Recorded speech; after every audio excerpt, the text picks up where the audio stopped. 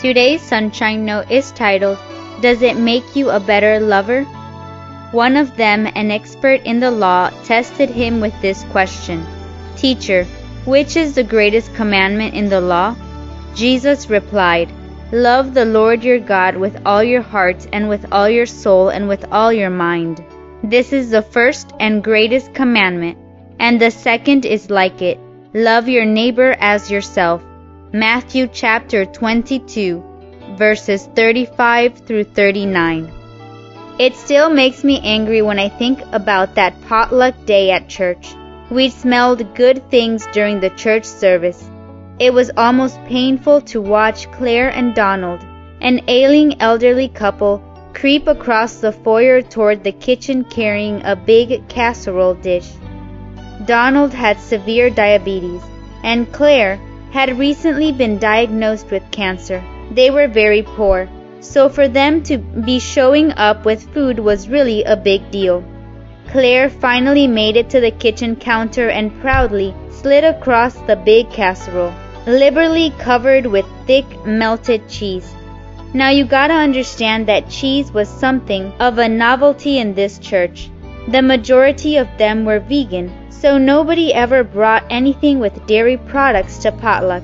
The woman behind the counter took Claire's dish without a word. During lunch, I looked for it on the serving table, but it was nowhere in sight. Later, I saw Claire make her way back to the kitchen and sadly ask for her pan, which had never made it to the table. The woman came back with the pan, washed and dried, and handed it to the crestfallen Claire. The entire casserole with its evil cheese had been scraped into the trash to keep us from being tempted by it. Now the first thing that comes to mind is a sense of injustice and anger at such a cold-hearted response. The Pharisees who asked Jesus about the greatest commandment felt passionate about such things, arguing about clean and unclean foods, weighing mint and cumin, and measuring the steps they took on Sabbath. It was a discussion of right or wrong, good or bad, sinner or saint. But Jesus boiled the commandments down to something surprising: love. He said that all the commandments need to be kept in perspective. Does what I'm doing right now make me a more loving person toward God and people? That makes the commandments both a matter of what and why.